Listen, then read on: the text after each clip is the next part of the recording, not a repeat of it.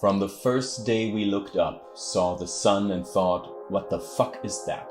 We have woven tales of the divine to explain the unknown. The angels exploited our superstitious nature, manipulating us to build on our mythology rather than abandon it when science offered us the answers to the questions that once terrified us. Still, every question we answered opened new doors and revealed more questions. Even the most rational of us has wondered what lies beyond our reach, beyond our understanding. Armed as we are with insight, from time to time we encounter something that makes us wonder, what the fuck was that?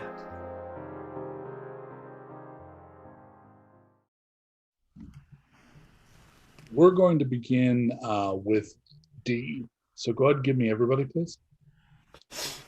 Not everybody is up currently. It's just D. D, you have been very sick for about 4 months.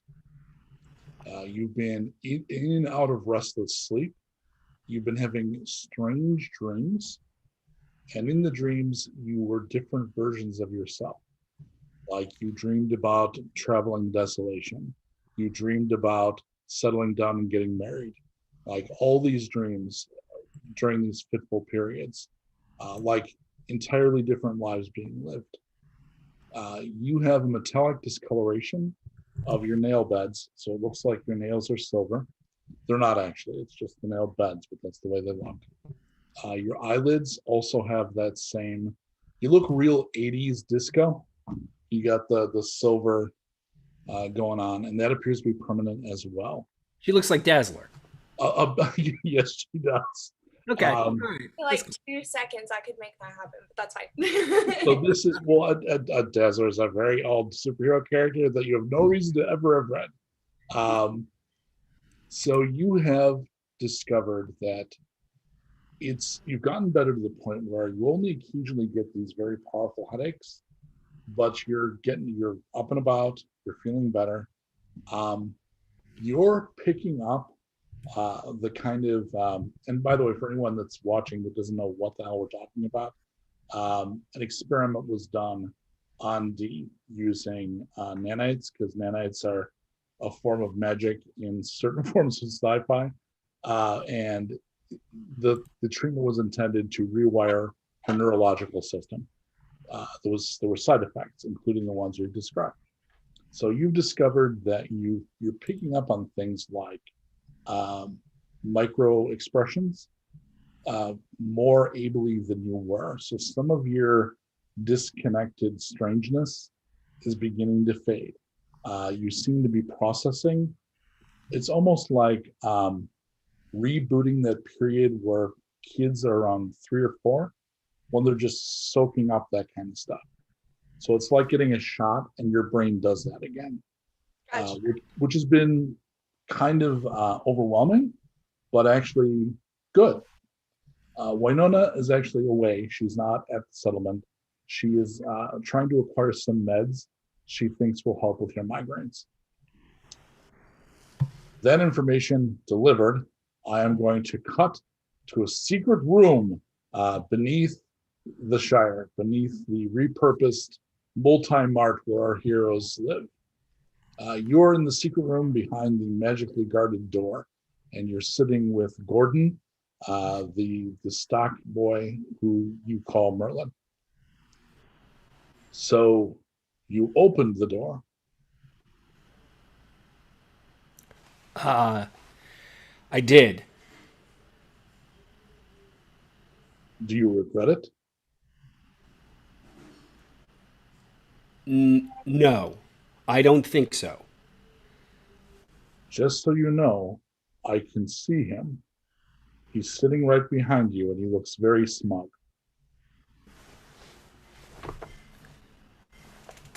Well, I'm not sure everyone can see him. There's a reason you call me Merlin. Yeah, well, I can't see him, and I can't remember everything that happened. Well, you can't see him because he's you, dear boy. Well, I can see myself when I look in a mirror or whatever. So at this point, he looks away suddenly and seems kind of disarmed, which is not something you're used to seeing from him. There's someone or something approaching. Make a sensitivity roll. Sounds good. Sense 4. 1 sec. I gotta get my dice. Here we go. 2 partials. Okay, so that's going to give you feel something, but you have no idea what it is or how far it is. But Sense a presence coming. yes, there's an energy, certainly. An energy. It's strong enough that I'm not sure if my defenses will hold. Well, should I go see where it's coming from? Yes, you should probably alert Erik. Okay. I think he's in charge of the defenses when your Nona's away. friend is gone. Yeah. Okay, that sounds good. But we got to come back. I got to talk about the guy that you see behind me, but is me. But I'm going to focus on the defenses for right now. But we'll put a magical thumbtack in that. Okay. Well, okay, that sounds good. I like a thumbtack. So he waves, and the wall opens. Erik, you're sitting in the you've rigged basically a gunner's seat with an office chair that you've bolted to the roof by the autocannon. It's a nice vantage point. You've still got Karen with you because I don't think you want to cheat on your wife. But the autocannon is pretty fine. So I'm just kind of riding back and forth and like kind of scoping around. I mean, I've been up there for a while, so I'm just, kind of enjoying the day, feeling content for the first time in a really long time. Nothing could possibly go wrong today. Yeah, I can think of 3 musical cues that we can't afford, but I bet you know the ones I'm talking about. So you swing the gun and the chair around, and you see coming down the road a little like Whip's wife, the way you encountered her. She was just by herself, no guards. Reminiscent of that, there is a woman walking directly towards the Shire who is described as, and I'm gesturing at Tanya. You can't tell because we're nowhere near each other, but I'm waving at you. So the woman you see is about 5'5", 5'6", rugged. She looks very rugged, like she's used to hard work, and she grew up using her hands, earning her keep, and she's brown skin, and she's got, from a distance, it seems like braids or something, but as she gets closer, you see their locks, and they're kind of up in a bun, and she's very practically dressed. Sweater, kind of what's left of jeans, and some boots, and she is walking with purpose towards you. So the other thing is she resembles D. Resembles D. Mm-hmm. Okay. Like an echo of D, basically. Okay. No, just literally resembles. Like D and B were clones, like they were identical. Right, I was about to say, is not that. There's resembles or is matching. Well, considering she's brown skinned and you're not, she couldn't be matching. Well, but yes, I got you. So, but you're like, there is a family resemblance. Well, I'm not going to. Okay, we'll get to. But I am going to say resemblance. Let's semantically debate that sentence for. Are you talking to your gun at this point? Yeah, no. I kind of stand up and put my arm on the gun. Yeah. Not in a like threatening way, but just in a hey, this is my gun kind of way, and kind of with the other hand go, hi. So at this point, Navad comes up the ladder to your position. Erik, there's somebody. I think that's the presence. So make bonus because it's a magical test. I get a bonus on my sense. Yeah, you got that feat for that. Look at me, I'm rolling terrible. I was rolling great in the green. I got a partial. It's still partial though. Yeah, I'm going to give you that definitely tracks as her. Like that's what you're feeling. But Okay. again, you can't feel much more than that. But that is, considering the way Gordon was talking about it, though, and correct me if I'm wrong, Tanya, she's kind of unassuming looking. So it's not like you're seeing someone that you're like, it doesn't really match his apprehension. Yeah, so like she's walking with purpose, but she's not like looking dangerous. She doesn't have that constantly staring around her air that someone who's always like paranoid or on the lookout for someone has. She's just like, she's got somewhere to be, but she's not like looking around and looking suspicious, and what shouldn't raise or rouse suspicion, at least not the way she's thinking about it. She's just going. Yeah. Cool. And it's not like you're decked out with like 8 samurai swords and a bandolier full of knives that you know of. But we don't obviously it wouldn't be our first. But at first glance, she just seems like, middle-aged woman that maybe is on her way to run some errands, looking for water, food. Who knows? She could be looking for another person. All right. So what you see is a shortish goblin fella, who's kind of hairy and burly, stocky, not dwarfish, but not tall either. Probably a little bit shorter than you if you're 5'5". Mm-hmm. Extraordinarily long arms that hanker or call to a primate in your mind. Resplendent in a purple velvet jacket and lots of pins, and an eye patch over what is essentially his third eye to keep everything in focus. He's also green. So you should know that you'll notice he's a goblin right off the bat. But he's not particularly threatened or jittery at the situation. So he meets your energy with the same sort of energy, kind of. And if you're you're in kind of a watch station, I'm at the top of a roof. That's like a as I recall it, it's like a 10-foot. It's like a flat roof. This is an off-brand Buc-ee's that's been made into a settlement, and there's a bunch of Ren Fair flags hanging from it. He's on like the corner, and they've mounted an auto cannon up there, and he's standing next to it, and there's an office chair for him as a gunner station. So he's like over there. And for those who don't know what Buc-ee's is, it's a Texas truck stop. It's a brand of truck stop in Texas. So yes. It's like, it's like a big one of these big like off like a Love's or a Flying J or some such. Yeah. And next to him is a young man described as follows.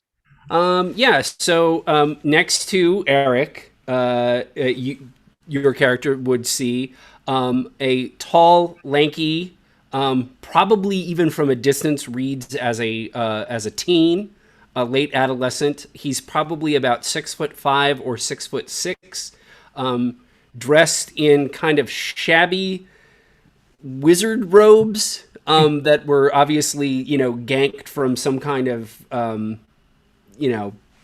costume shop or something. Maybe a little bit homemade, but probably more on the costume shop side of things. A denim jacket over that with a bunch of patches and whatever. He's got like a emo goth kind of comb over hair floppy on the side and shaved on the sides.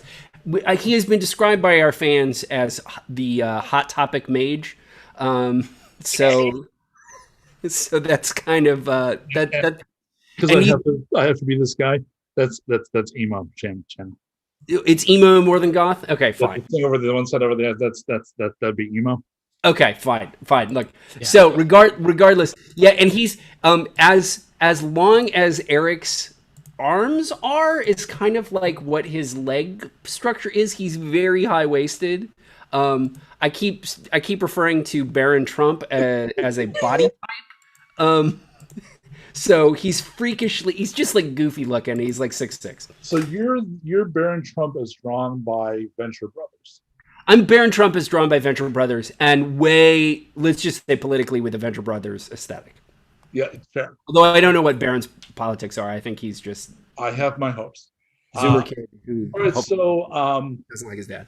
Mharta, the long-armed goblin person has waved at you. What are you doing up there? Hanging out, watching. What are you doing down there? Walking, making my way downtown. Fairly interesting.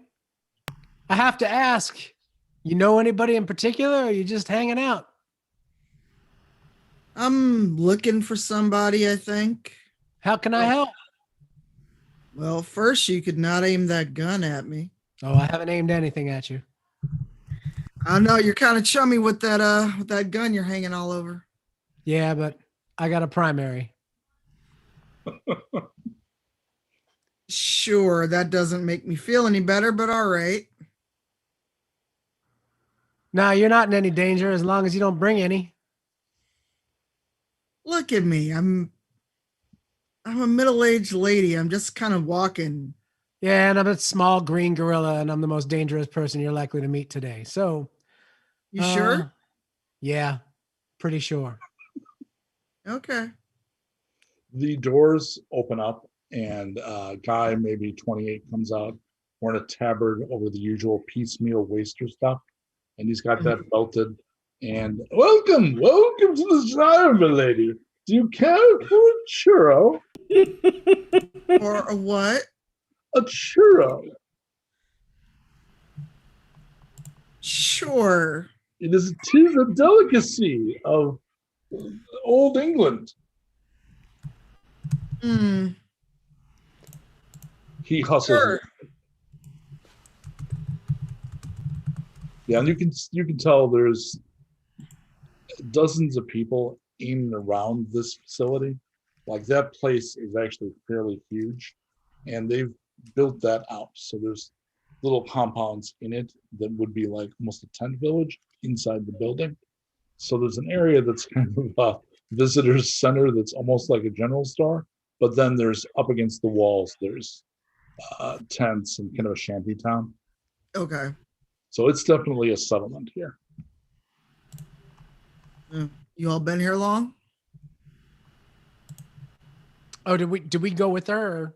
No, she's standing at the corner of the building talking up at you. Oh, yeah. We've been here. What happened to the guy who brought me the churro? He ran in to get a churro. Oh, okay. He didn't have him with us. No, he did not come out. Well, you could instruct him. Which of our lovely villagers is that one? Do we have a name for that? Which of our lovely villagers is that? Oh, that's Gregor. Gregor, okay. Yeah. I don't know if we've done much with him. Where's Dee during all of this? Sorry. She's in a room. She's been recovering from her nanite fever, for want. It's just, well, it sounds like a disco song, but it's driving me crazy. We've been here about, I guess, maybe 8 or 9 months now, probably. Yeah.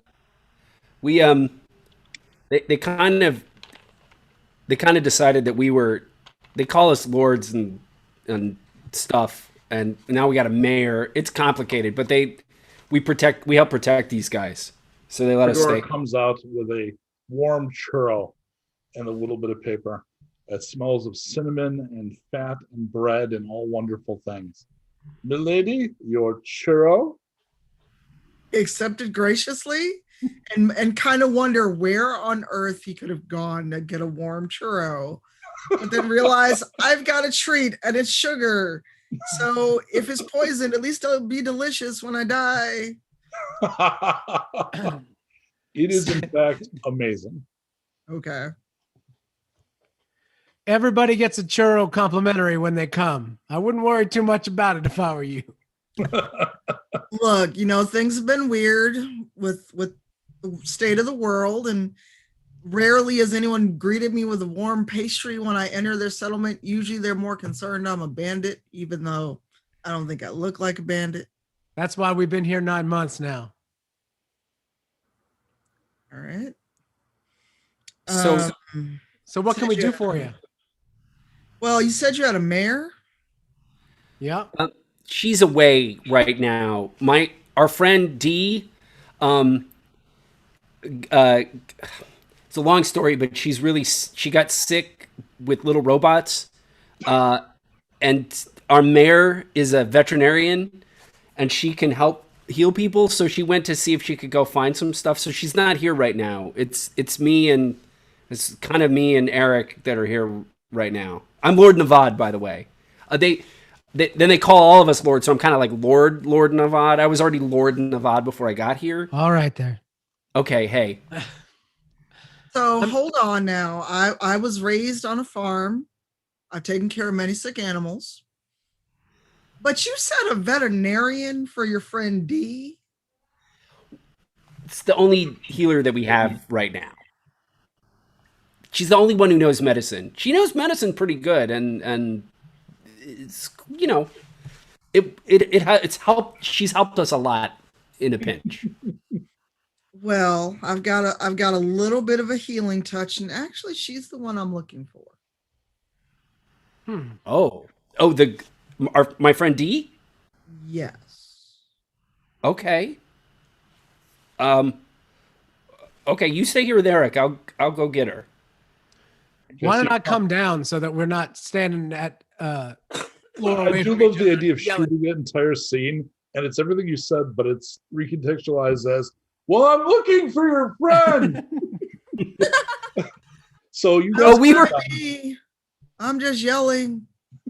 So I kind of leap I'm so down, swing down with my arms with a sort of ridiculous dexterity, and land like right next to you and kind of wipe myself off and go, "Hi, I'm Erik." Okay. I'm Mharta. Pleasure to meet you. Where are you from, Mharta? Hi, Mharta. Hello. It's Lord Navad. The Vod heads inside to go get tea. Do I really have to call you Lord?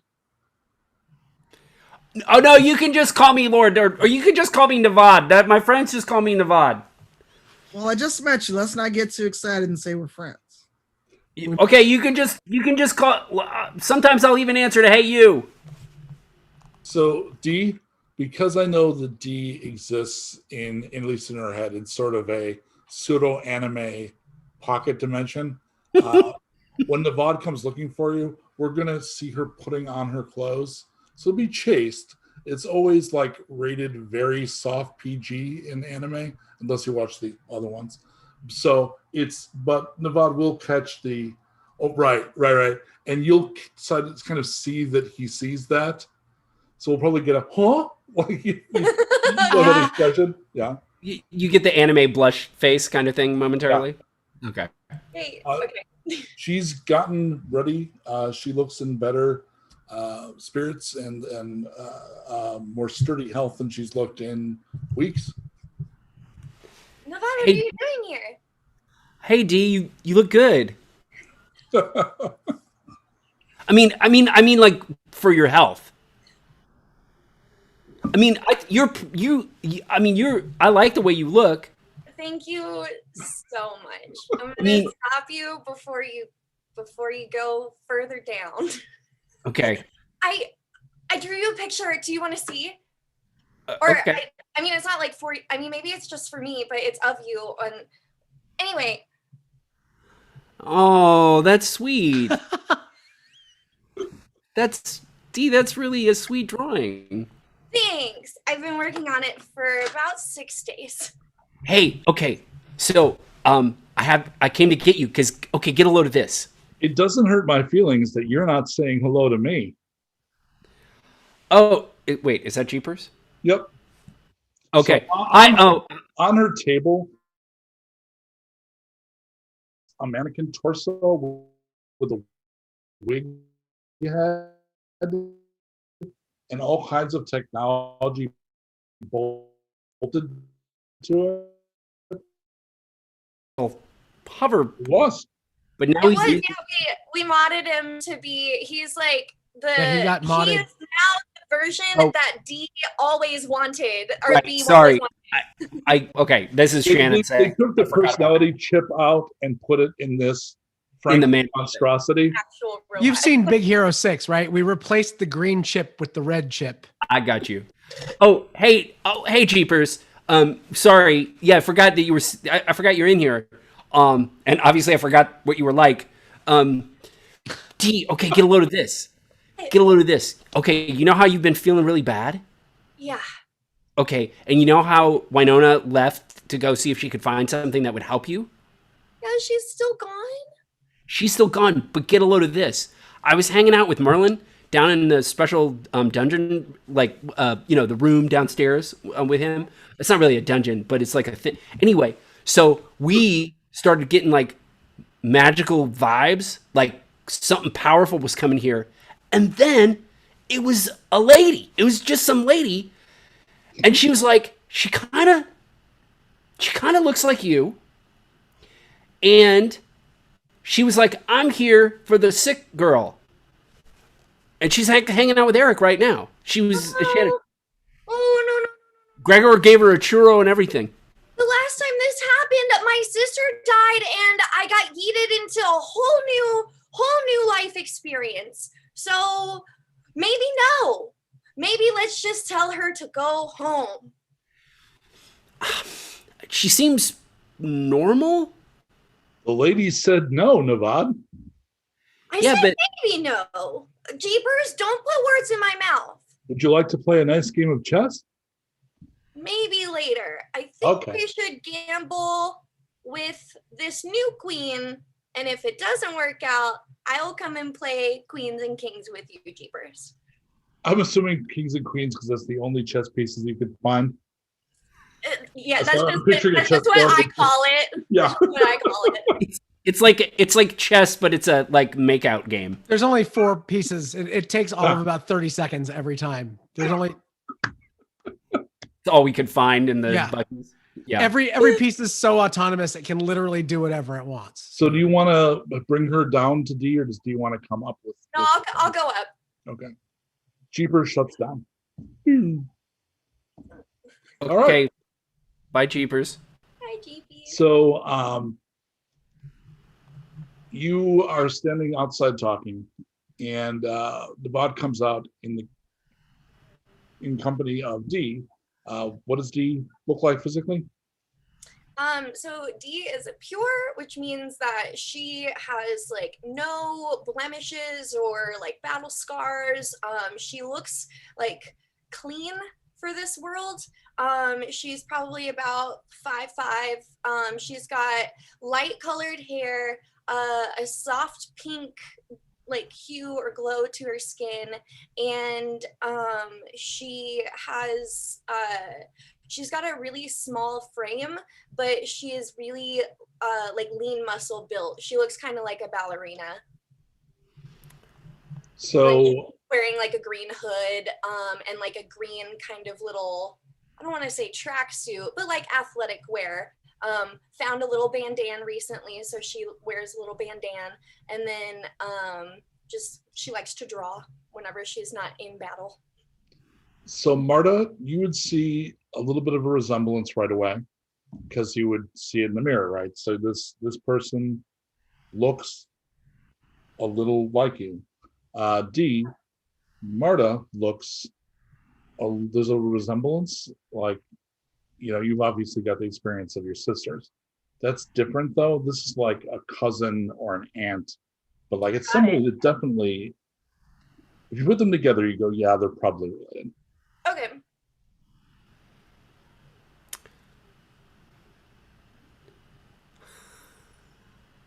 Hi. Hello. I'm D. I guess I hear you're looking for me. This is so cool.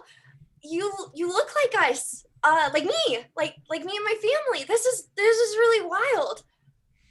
And at that, Mharta just kind of looks at her skin and then looks at Dee and looks at her skin like, So you can definitely still see in her like bone structure and It's still there, right? But obviously is not some of the let's what's the most practical way to put it? Normally more dominant traits clearly aren't present. So that's a little strange, but So question, Mike. Obviously, so Mharta is also free of obvious mutations, like me and Erik. right, but doesn't have that like shine like the pures in a world. It's a little like Monty Python. How do you know he's the king? Okay. Like everybody's kind of grungy, and a lot of people have some mutation. When somebody is like, I think what one of the original games in this genre they called it pure strain human. If somebody's completely unmutated, they stand out. Right. And she doesn't. Mharta doesn't look like that. She looks like a waster. Okay, I got you. Like a okay. Yeah. Makes sense. Like she's been out and about and seen some things. Yeah. Indeed. Yeah, I was looking for you. Were you born in a lab by chance? That's really a rude question. I only asked because I was born in a lab, so I was just trying to put some things together. That's all. No, I wasn't. Well, I'm right here. What can I help you with? Actually, just go with my pouch and pull out a single white feather and hold it up for D, and ask Okay. if the name Grace means anything. So there'll be a variety of reactions to that. D's will be, well, no, you saw that too. All three of you recognize that as an angel feather. Oh yeah. That's not a dove feather. That is not an eagle feather. It's the size and shape, and there's a little bit of like a silveriness to it. Like she pulls out an angel feather. Why do you have this? Where did this come from? Grace left it for me and said I should seek you out. So Tanya, a lot of that was not given to you on purpose. Some of this is blanks, and you don't know these things. Okay. I mean, I know that I know Grace left it for me, but that's as far as I am. Feel free to ask clarification questions if you need. It's fine just to ask up front. But there are intentionally gaps here of things that you're like, what the hell, and should be what the hell. As I'm holding the feather up, I just kind of look at all of them. Angels don't exist. Oh yeah. No, they do. Definitely do. Okay, so I can give Tanya this bit of insight. So in the setting, and this is something that Mharta just may not believe.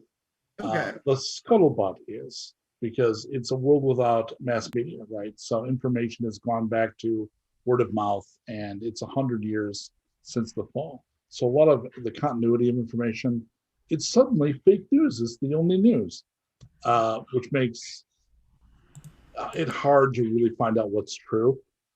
But people say that the angels were aliens all along, and that they would just say, I am the angel, I come from God, and they were lying, and that they guided the evolution of the human race, and then eventually set them against each other and engineered the downfall of humankind. So in theory, the angels are the bad guys. Okay. Supposedly they live in the few remaining large cities, and they are shipping plastic off to space. But I can see someone with Mharta's disposition being, have you heard yourself talk? Yeah. Kind of like it's a bird feather. What are you talking about? Yeah, totally. Like Mharta's like Han Solo hearing about Jedi's and just being like, yeah, whatever. Yeah. Like, midichlorians. Okay, sure. Okay, the Force, cool. That's convenient, yeah. Mm-hmm. Yeah, so she's still standing there with this very large feather between her fingers, going, come on, you know that this is just a bird feather, right? You ever seen a bird that size? You ever seen a bird? Like an actual real bird? Not in many, many, many years. And Right. with all the mutations, there could be birds bigger than this flying around for all we know. We saw an angel, and it was captured by some guys, and then it body got booby trapped and it killed Dee's sister. That's terrible. Yeah. Yeah, it was bad. Unfortunately, due to said experiences, we can confirm that they're real. So Grace left this for you? You didn't make contact with Grace or talk to her at all? I was a little late to meet her. You didn't find a body or anything, did you? Like she's Out of dead. context, did I find a body? I don't remember the wording of what I gave you. I can double check. I just wanna make That there sure was a Tom's not crater. dead. Oh I yeah, see no, there was no body. Okay. That the wound area was a crater about 600 feet across it was glass at the bottom. So okay. yeah. And Marta just shakes her head. Not based on what I found. Somehow this storage bunker survived, and the vid from her and this feather were all that I found. Sorry, did you say a video from her?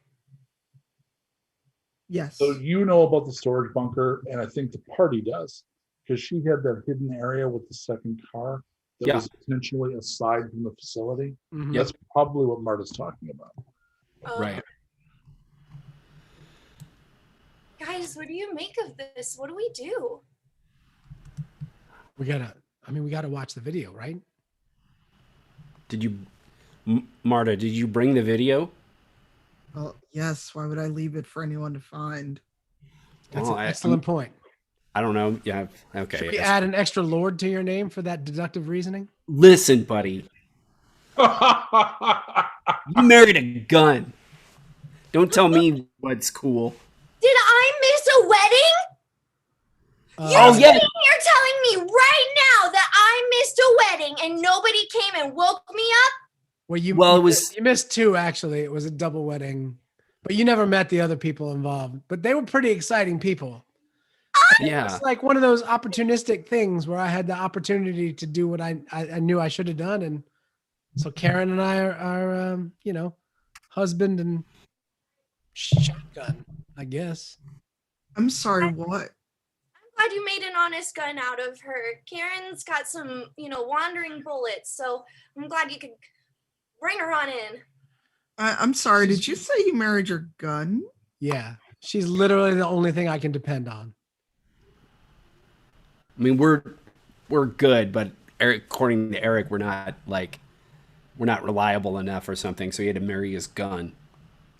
At least one of us has already died. I mean, it could happen again at any moment. That's true. So the video. So you've got your little tech area that you really couldn't use, but B could, would have a screen with a player, or Marta, you have the map box that would play a video. I'll just play it on the map box. Okay. Yeah, she's got a little thing that's actually a cartographer device that shows the digital maps, and she pulls a thing out and then puts a chip in. And can I have a 1-up, Colt?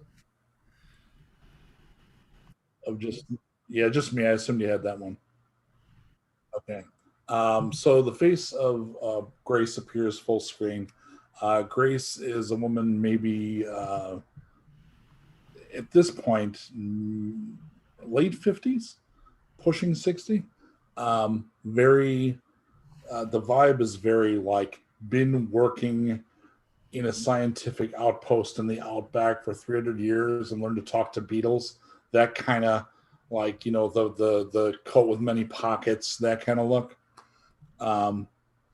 She turns, and I'll not look to camera because I have to read. I'm assuming if you returned, it was to seek my counsel. I'm sorry to not be here for you. I also deeply regret my hubris and involving you in it. When you were in my charge, I was fanatically, recklessly devoted to experiments devoted to find ways to free our world of enemy occupation. Seek out D in the settlement known as the Shire. Ask her about Project Morningstar. Tell her that I took from you, but also gave you something that she shares. I wish I could tell you more, but I can't be sure who will end up seeing this. I love you, and I'm sorry. And then it ends.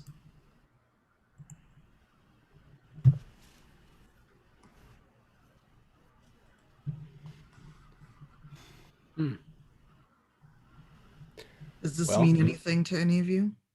Mike, do I remember Morning Star? Like, does that trigger anything in me on hearing it as a human? The Real person? player should. Well, D was only kind of there for the first morning. Yeah, that's true. Right. Okay.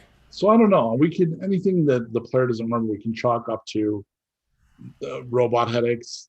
But it sounds familiar. If nothing else, you heard the others talking about it.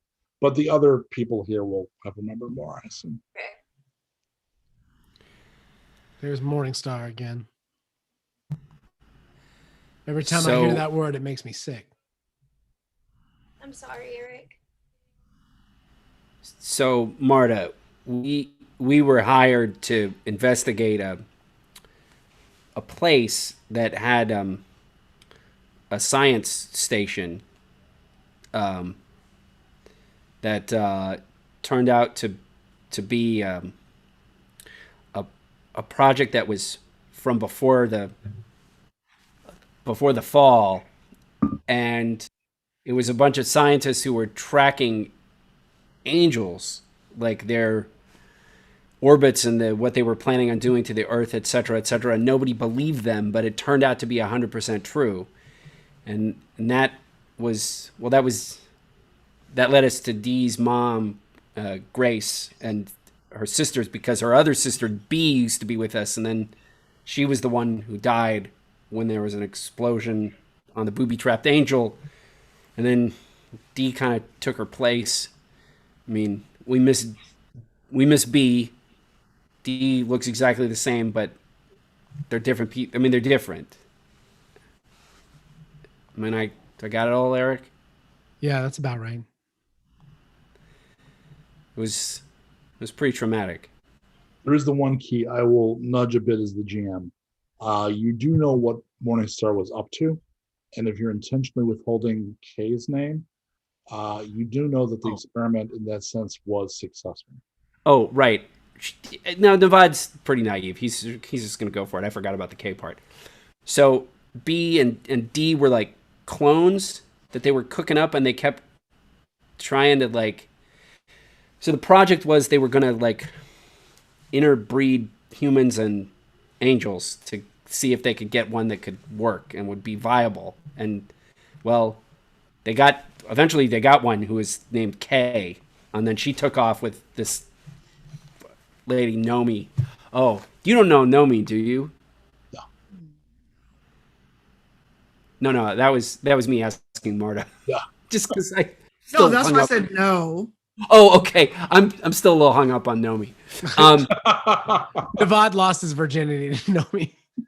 Oh, I see. No. Erik, what are you doing? I'm saying it as me, not as I'm just. No, I love it. Yeah. I know Mharta was in character. I'm fine to be in character. And because the GM sees the potential for unnecessary confusion here, I will go ahead and edit your script because saying interbreed conjures the wrong images. Oh yeah. Yeah. Tell them what it was, because I like, obviously it was they were genetic experiments. They weren't splicing. Correct. It wasn't a forced mating of like. Yeah, it was not like a mid-70s like we need a woman and an angel. No. Yeah, it was genetic. It was the combination of genetic materials to see if they could cook up a hybrid human angel combo.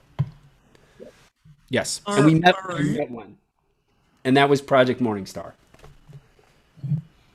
All right. Well, I hadn't heard of it, and that sounds horrifying. It was kind of messed up. Every last bit of it is horrifying. You are absolutely right. So now that you've heard the tape or the vid, any idea why she'd send me to you? Well, I mean, clearly she's got to be letting us know that, you know, either she was visited by angels or the angels took something, or maybe Kay came back. I don't know. But also, what did the video say?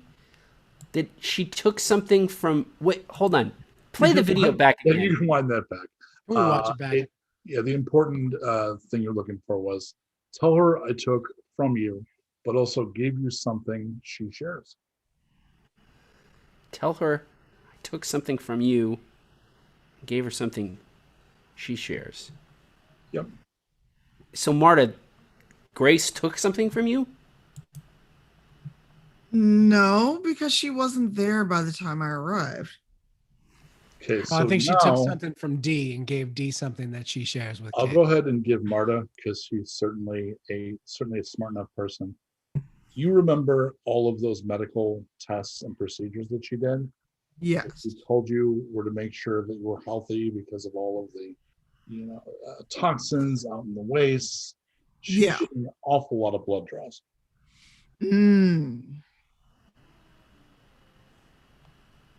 Marta will think for a moment, and then she has that horrible I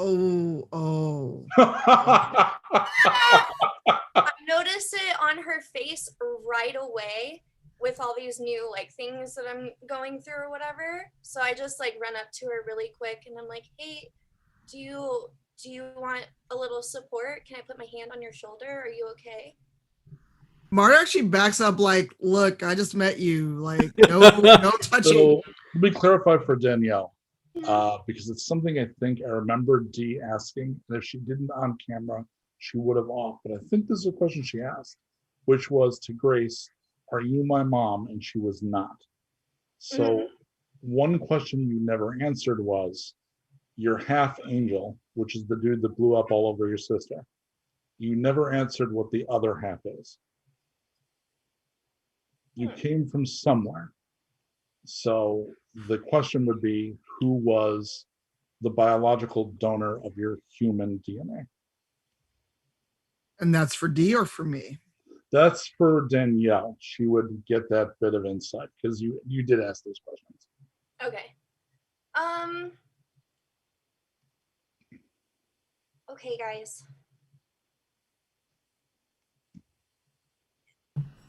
It feels like Grace is trying to confirm this whole like angel thing, but I don't know where the rest of me comes from. What could you and I possibly share? I'm Look gonna at you. cinematically say, yeah, Eric. Like we do the double screen thing where the shot was popular in the 70s on TV movies, where you pull back and it turns the two screens looking at each other and then overlays them. Yeah. How similar they are. Yeah. And then as it would do that overlay, Dee would also have that like that synapse moment where all the things connect and like everything's well, like. And Erik just said, "Hey Dee." Are you my mom? No. Absolutely not.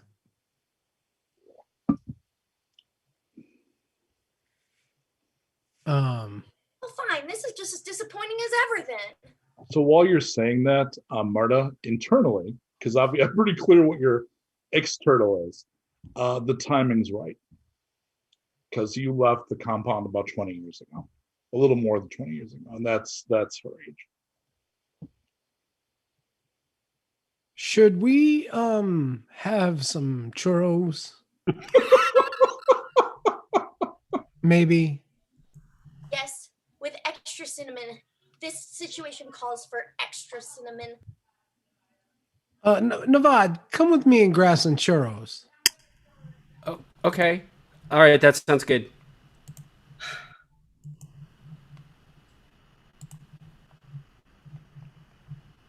So we're going to bypass this scene. You have a brief talk. Turns out you can relay the fact, we'll just go ahead and drop this, that it was, she'll make it clear, not mom, genetic donor. On top of that, unwitting, unknowing, unwilling genetic donor. She'll tell you that Grace, she spent time with Grace for a while as a younger woman. And while she was there, Grace took very good care of her and was kind of a mentor and a caregiver, taught her medical skills. But at the time, did blood draws and things and was treating her. But apparently, in that process, took blood draws and then used those later in her experiments. And as she said in her tape, she admits her regret and admits to being very reckless about that, and used it in the experiments that you were a part of. So it makes it pretty clear. And we're going to do that just not as an in-character scene, just kind of as a narrative. Makes it clear. Glad to know this. Fills in some spaces for me. Glad you got those, your Mad Libs is a little filled in too. But not your mom. Also not super huggy, but churros sound amazing. So the two of you inside are sharing some churros and waiting for them to come back. It's, a narrative break of like a scene break. So 5-10 minutes. And they come in and they seem to have resolved their business. Churros. Then Erik just hands churros around to everybody. So Gordon has come up from the basement, and he is kind of standing there, kind of looking a little sideways at Mharta. So Mharta, this is a dude that's middle-aged guy, like longish beard, but he's got like a stalker, like a shelf stalker apron on.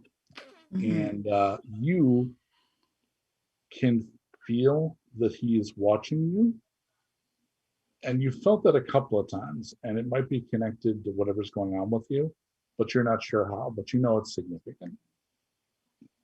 Like you, though, he's real unassuming looking. Like he's not some dude with a rotating crown of skulls or anything. He's, Gordon the stocking guy.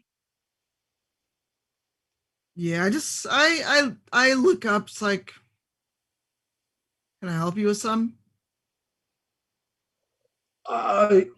Forgive me. I'm sorry. Navad,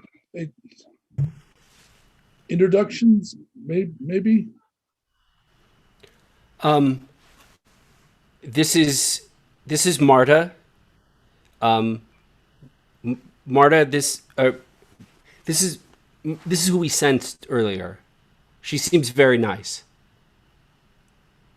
He sits down. There's a little food court in the area that's in the middle of this settlement. And it's very like 80s mall food court. Like there'd be Auntie Emma's pretzels, like that kind of thing. And he sits down. Forgive me, but do you know why I felt you approaching? Without knowing much about you, no. Well, so they call me Merlin because, and I don't like that they call me that often, because I am a mage, and some people misunderstand that term, and it draws attention that I don't always want. But there is, I don't know if you know or believe this, but there is magic in the world now. And I'm one of those that can do magic. And she looks him up and down, debating whether or not she wants to speak of what she thinks is burgeoning magic in herself, but she just kind of looks at him. It's like,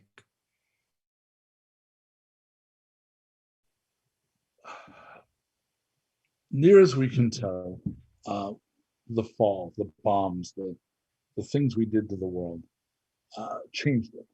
They weakened physics. They weaken reality in ways that, well, Navad, do the thing.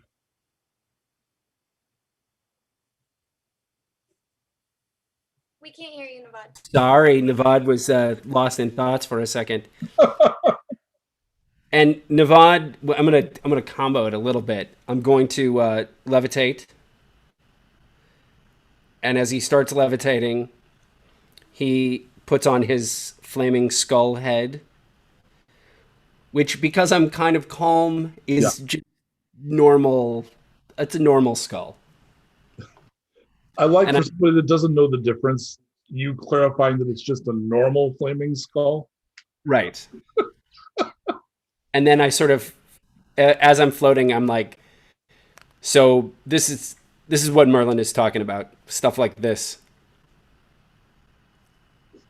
So that's not, it's not a mutant power. He's using his willpower to redefine how the world acts around him. Impressive. Well, he's working on it, but I'm glad you've gotten to impressive, Navad. Yeah, a lot of times people just laugh at me or think it's kind of dumb looking. Not Like- me. Well, I know Erik does though, and like, 100%. I still think it's dumb looking. well, you've seen me like wreck stuff, dude. Yeah, but that doesn't mean you don't look dumb while you're doing it. Okay. Can you do that? No, he can't do it, but he can shoot most things. So that's it's not magical though, but it's a pretty cool trick. It looks magical when it's happening, though. So I Anyone can learn to shoot a gun. Not like me. I see. So I protect this place, and when I felt you approaching, at first you felt like a potential threat.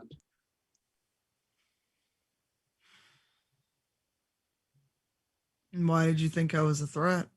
No idea. I just sensed something that I felt could just walk right in here. Most magical things can't. Well, as far as I know, I don't really have magic per se. But you felt like you did.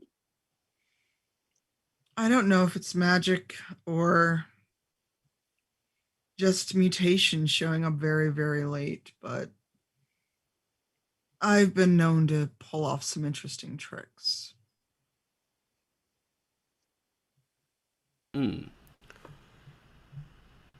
What kind of interesting tricks? Some of And my Navad. companions, they swear they saw me bring a man back from the dead. His eyebrow goes up. Okay. Well, death is a complex issue, and a lot of things that look like death aren't. My understanding, there's a lot of bleeding edge tech even before the fall that could restore life to something thought dead. And in the days that these people pretend, what people thought was dead was often just critical condition. How dead was your friend? Dead. He had no pulse. That doesn't sound like mutation to me. That sounds like magic. It doesn't run in my bloodline as far as I know. Doesn't have to. Navad, you have no one in your family that you're. No, I'm a weirdo. That's why they kicked me out. And now I'm like, I had to wander around and find like my own like family that I wanted to be with. There are different traditions. A tradition is a way to contextualize and manage and learn to use magic, if that's what you have.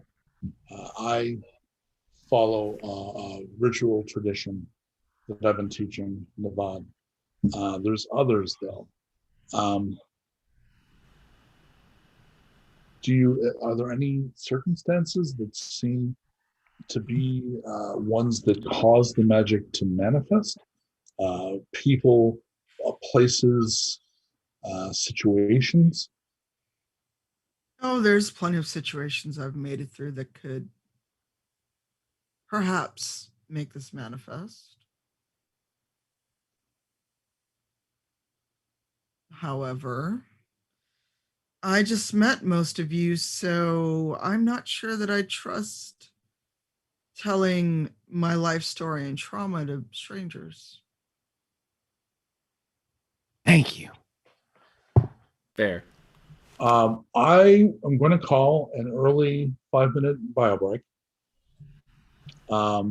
So you've got some slides, right, Colt? Okay, so go ahead and let's roll that. And we'll be back in 5, but I would like to speak to the players before you head off the bio break. Okay. So Mharta's decided to stay at the Shire for a little while to get to know these people and find out who they are and what they're about. Sometime during the next few days, it'll be about a little less than a week. While she's there, she ends up one-on-one out back by the dog park.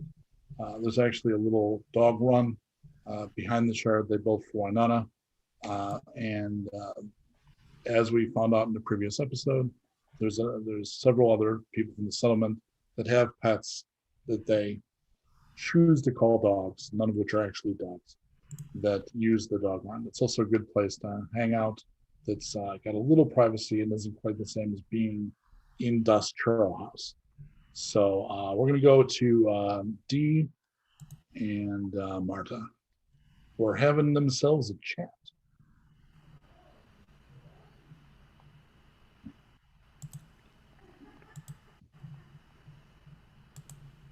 Can't hear you, Danielle.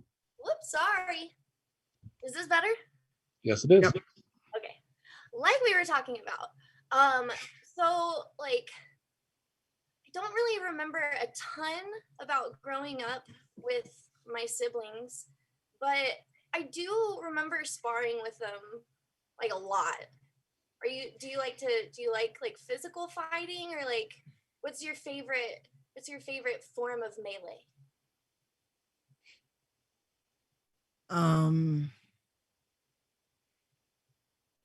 Usually fisticuffs, but I'm not averse to hand-to-hand weapons. Really? God, Yes. that's so cool. I'm the same way. I can shoot a longbow if I have to, but it's a lot easier to just do, physical one-on-one. It's my specialty, actually. It's pretty cool. I'm an assassin. You're an assassin, but you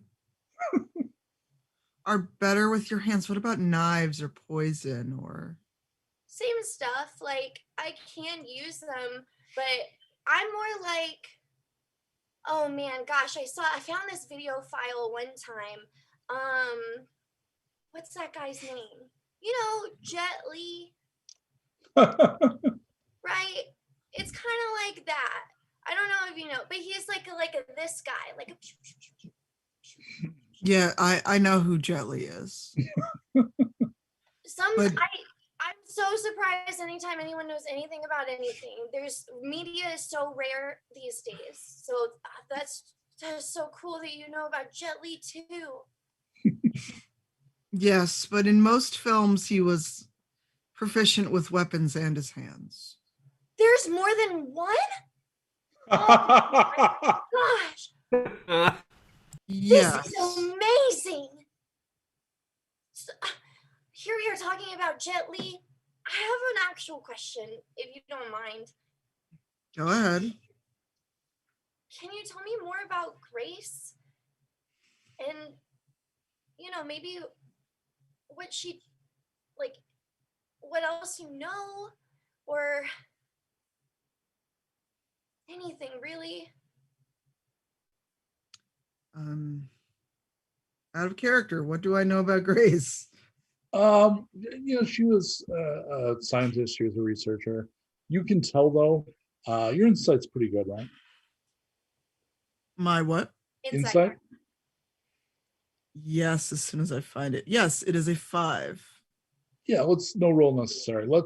It's pretty clear the kid is like circling you didn't actually tell her how Grace died. So she's kind of poking around the area, but trying to be nice about it. She seems just like painfully kind but so didn't want to just roll up and go, hey, by the way. Well, Grace, she was smart. She was funny. She drew a lot of blood, though. Not sure why.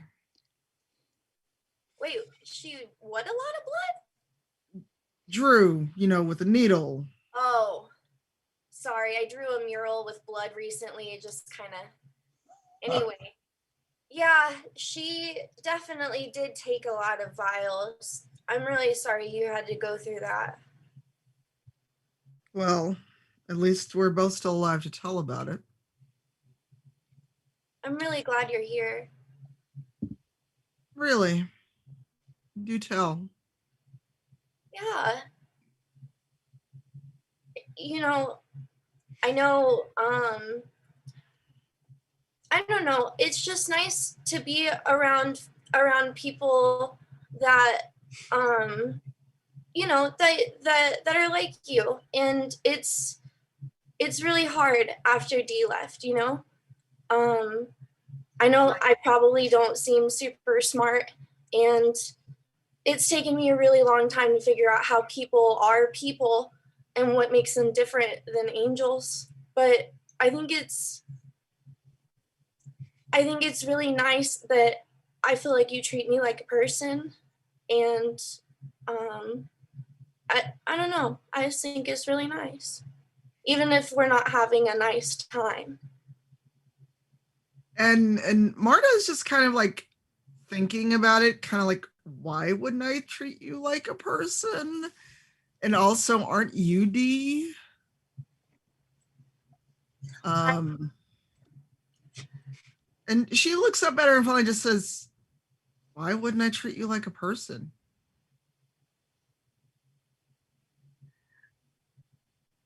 Well, because I'm not just a person.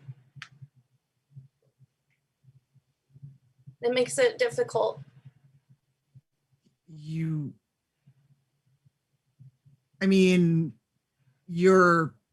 all shiny and pure, but you're a person. I don't understand. I may be a little older and a little old-fashioned, but I was raised to treat people like people, no matter how many limbs or eyes or whatever they have. I just wish more people were like you. I'm around Navad and Erik and Winona and everybody because they treat me like people. But out in the world, it's really hard, it's taken me a long time to catch up around other people. Like, they just know stuff that I don't. And it just makes it hard for people to notice me, I guess, for anything other than being different. People notice that I'm pure, but they don't notice that, like, I have my own thoughts and that I am strong, Like, everybody knew that D was smart, that B was smart. B was so smart, and she was so, like, sassy, And, like, sometimes the best way that I can describe it is, like, I'm just D. But, like, now that I feel a little bit more clear-headed most of the time, I feel like I'm more than just D. Like, I'm smart, and I have cool stuff to say, and I know things. I know so many things, and I know more than just fighting too. I just wish I knew what happened to Grace. I know something happened. I just don't know what. And I thought maybe you would know. Well, what I know is that when I got there, when the few brought me to see her because of the things I was experiencing, it's very clear that whatever made the crater probably took Grace as well. There was nothing there but a giant hole in the ground, and it was... When you're investigating and you came up against the believers, one thing you were worried about is when the angels find something they think is a threat, they called on what everyone calls Skyfire, which is basically a satellite bombardment that creates a molten crater. So that's the reason the Wastes don't have big cities or big settlements, because if it's too big, they just flash it out to make sure it's not a threat. Okay. These angels, it looks like they took out the city where Grace lived.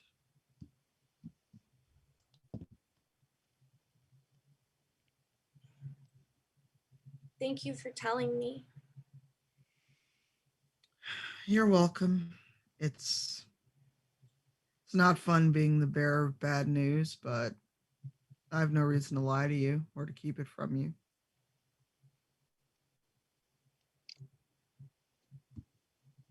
I don't remember a lot, but I do remember that Grace and Pap were really nice, and they were really, really smart. And I hope that you got to experience some of that, even if she took a lot of blood. Yeah. For the most part, yeah. Let's go back to the 4-Up cult. Another thing during that week that Mharta is going to notice is occasionally, kind of peripherally, so never direct on, but kind of when you catch it in the corner of your eye, it looks to you like Navad has an extra shadow. Oh. A matching shadow? Nope. Whatever the other shadow is has horns. Oh. Say otherwise the same, but it has horns. Same rough build, but again, it's a shadow, so it's hard to pick out details. But it's humanoid. Is what occasionally you see it like on a wall or on the floor, and when you look over to get like a better look, it's not there.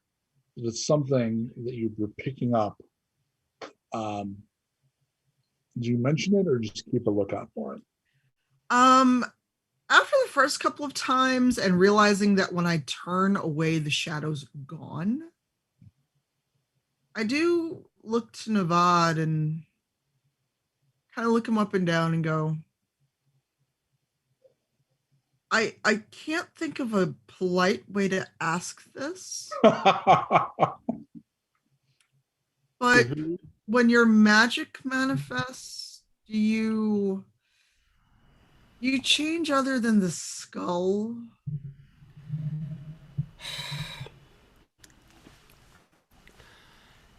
Okay, so here's the deal, Mharta.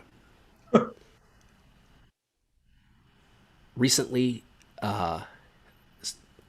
some people were giving me a hard time about when I do the skull thing, and it's cute and it's not that intimidating, and like, you know, I've had this on and people laugh at me and stuff. Yeah. And so Merlin Gordon, he said something about if I want to like open the dark door or unlock the dark door or something, and then like I did, and I have like an extra thing. I don't know what it is. Like, do you kind of sense that maybe you have some magic, but you don't know what it is? It's something. I hesitate to call it magic, but have you ever noticed a shadow that seems to act on its own around you? Oh, wait. Is it like behind me? Not right Usually. now. That was me in character. No, I was answering in character. Yeah. Right. No, I was talking to Mike. I was telling him the butt out of our sweet role play. Okay. What did you say? Does it do the thing? It's there, but it seems to have horns. Oh, yeah, that's what happened. Like I did the skull thing and people told me that my skull looked different. Like it was like had antlers or like a stag or something. And Gordon says that he could see the guy standing behind me. And then I looked around and he wasn't there. But you can see the shadow? I can see the shadow. I can't see another you or another person, but You've got some kind of powers. But why? Why now? I'm in my 40s. I mean, I think everybody gets them at the different times. Like this is new. That the horns thing is new. Like it was new to me. I can't explain it. And Marta actually like stares at her hands, trying to like will something to either manifest or appear, because now she's just getting super frustrated that everyone's telling her she has magic. Make a willpower roll. What? Make a Oh boy. pretty good number. I know, I'm just looking to see how many dice it is. Yeah, totally. I'm not used to this sheet. Where is it? 6. Oh wow. Okay then. Those are good odds. Yeah. So while she's doing a willpower save, Mike? Yeah. Can I do like a, hold on.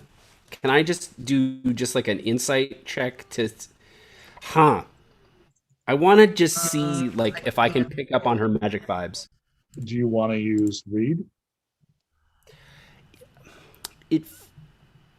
So read feels a little. You don't want to be spellcasting it. I don't want to spellcast right in front of her because that feels rude. So once she does her thing, Okay. we'll have you roll sense.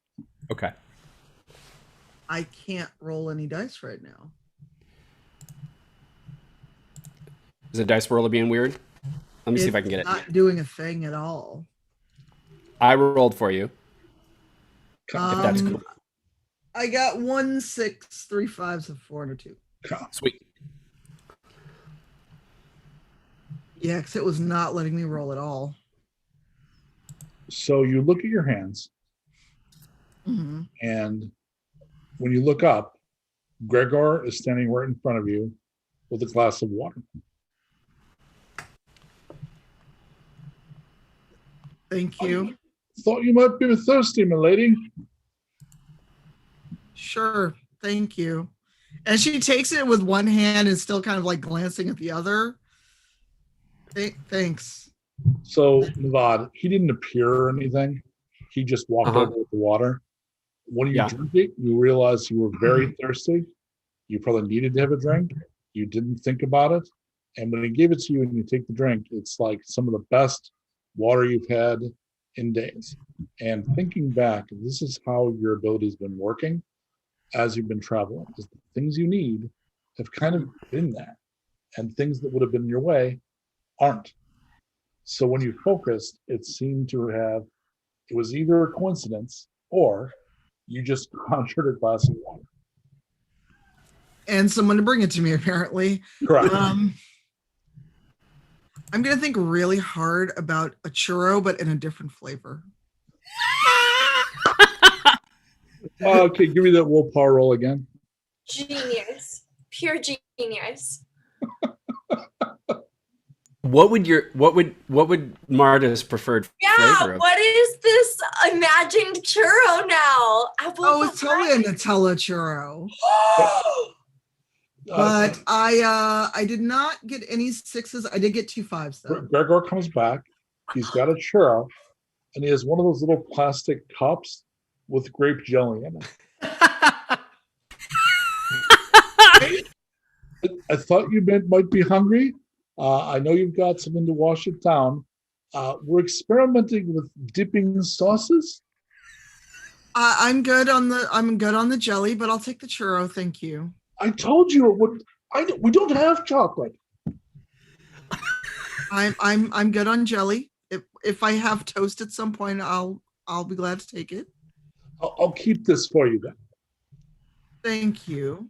And I take a bite off the churro and then kind of wrap up the rest because I really wasn't that hungry. I was just really trying to see if this would work. Well, it seems like a partial success. Yeah, so I got a churro. I didn't get the churro I wanted. Like the LaCroix of this power. So like you were imagining Nutella, and you get like a whiff of like if a hazelnut ran by and a little piece of chocolate like ran by your churro. That's how you're like, oh, I have an air of it. Basically, it's like ordering on Wish. Right. Maybe you'll get something similar. At least you didn't get the coconut water LaCroix. Like everything else is. Like what? So Gordon walks over to the group who's hanging out, enjoying magic summon churros. So can I do my read or my insight check? I want to get the vibe of like if I can tell what's going on. So make an insight check, but you'd have to get pretty good. I got a 6 and a 5. Look at that. She is connected to something the same way Diane was connected to something. She is connected to something in the same way that Diane? Oh, from the magic episode? From Haven, who became the leader of basically a coven. Right. Sorry. I was confusing Diane with the woman who took the magic lessons with Gordon with me. Oh, no. Yeah. So you and Gordon don't work like that. Right. You were using the will and the word and all that good kind of stuff. Right. Diane worked differently. She was connected to things. You felt it briefly because it passed through you. That seems to be more like what Mharta's doing. Okay. It's a connection thing rather than a willpower thing. Well, it's both, but it's where the source is. Your source is personal. Hers seems to be external. She's plugged into something. Okay. And I pick up on that vibe. Yep. Okay. Yeah, with more than one success, maybe what, but one you can definitely pick up that it's happening. Okay. Okay. Connected. Okay. Good to know. So Gordon says, since you picked up on that, we will say that you relate this to him that night, which will make this interaction make more sense. He will say, well, you could take her to meet Diane. Oh, well, that makes a lot of sense. Well, because if we're looking to a tradition that might be helpful to her, ours won't be very helpful. Clearly what she's doing doesn't work the same way as what we're doing does. Well, it feels like we should ask her what she wants to do. Oh, of course. I'm just always standing there while they're talking about me like this. Absolutely not. Okay, this is in the private, magically sealed, utterly private. No one is this before or after the churro summoning with grape gel? After, because I was assuming to move the story forward that you. Okay, sounds good. I just was trying to place it because in it's the almost timeline. 9. And 8:30. I'm trying to move the next part. I got you. So, I got you. He relates that and plants that seed. Seed planted. And you, of course, are free, as always, to do anything you want, including the hell with this. We're grabbing bigger guns and we're going to take over the next settlement. Right. The world is yours. I'm just saying, I have to offer up what I've got over here. Then yes. You think of it what you want. Okay, so where are we now? It's 2:00 in the afternoon. You've just had a lovely lunch. You walked Bork because Y did not take Bork with her. The big dude that was the other dog walker in the Stories About Springfield episode is taking care of Bork for her. So you're all sitting down for a what are we doing next? And those of you that are used to doing kind of wasteland wandering adventuring, especially Dee, who's not been out for a long time, are getting a little itchy. And I think Erik gets itchy after like 24 minutes, right? You haven't shot anything in like days. Yeah, I'm not happy about that. I love playing with Bork, but I want to go hit something on purpose. What are we doing? Well, it's just us. So are we going to hit each other? Is that what you're saying? No. I mean, I love sparring with you guys, but let's be real. I can't actually assume battle stance or I'll kill you all. So, it's kind of a moot point at this point to practice with you anymore. Maybe Marta, but Marta, are you having a good time here? Yes. Though I'm getting a little restless, and while churros are great, I found D.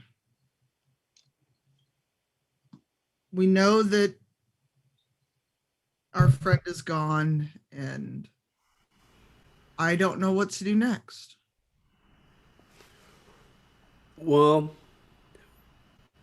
like, what would you normally do? Are you interested in your powers? And she kind of curls her lip at that actually and is like, I don't know if they're powers though. I mean, it's a coincidence that I wished for water, even though I didn't realize I was thirsty and suddenly there was water. But, y'all are a nice, courteous lot. What if somebody just saw me thinking and brought me water? Wondering. Oh, go ahead, Dee. No, you go. I mean, I was thinking that, like, we could just, like, go look for trouble and see what happens. I mean, the other thing is the few are waiting for you on Montego, so you know where your crew is. The who? Well, that was to Tanya. Oh, to Tanya. Okay. Yeah, you don't know who they are. Okay. True. I guess from where we are now, how long would it take to get to that crew in Montego? 4 days. Okay, so I know I've got at least 4 days travel, depending on if I leave from this settlement. Yeah. Well, I do have people waiting on me, but where are you thinking about trouble? Well, what if we accompanied you at least halfway, if not like all the way there, and then we can, hop ourselves back, but we could kind of explore your magic while we make our way and then get you home safe. Well, in this world, no place is safe. That's true. So as far as, this is to Erik, as far as what's happening in the region, the region is slowly being taken over by curse because of your destruction of the tank and the glorious delivery of the fuck you, leave us alone. They have in fact left you alone. They've also left anything in the immediate area alone. So look like they're going to just what's that terrible should be illegal process where you Gerrymandering. voting areas? Yeah, gerrymandering. That terrible thing that survives somehow. So they're going to gerrymander around you. Okay. We're the Republic of San Marino. Yes, you are. There we go. So what's happening outside your kind of defended bubble, because you've planted your roots and you're defending the immediate area, is there's a lot of battles and this happens all across the wasteland, is warlords pop up and they try to become, the big boss. And then if they get too big, the angels dust them with the skyfire. But so far that's not happened. And part of the key is a lot of smaller settlements they can get away with because there's nothing to space blast by doing that. And this dude seems to be doing that.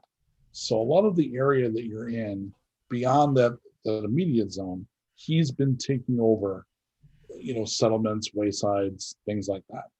So he's trouble for sure. I mean,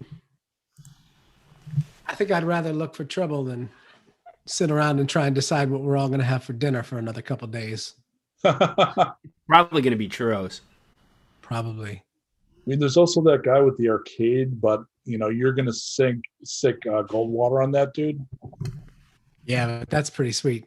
There's a dude out there Man, Marta, there's a dude out there. He's got a truck full of pinball machines and an old generator and a bunch of tokens.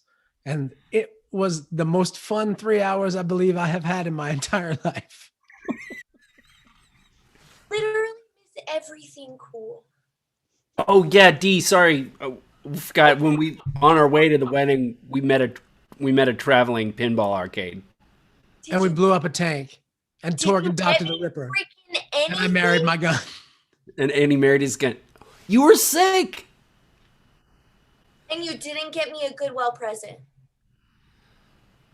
I just want to clarify that I've been interested in you for months and I am very ill and you didn't get me a sorry I saw a pinball thing and then you weren't there and now I'm here present.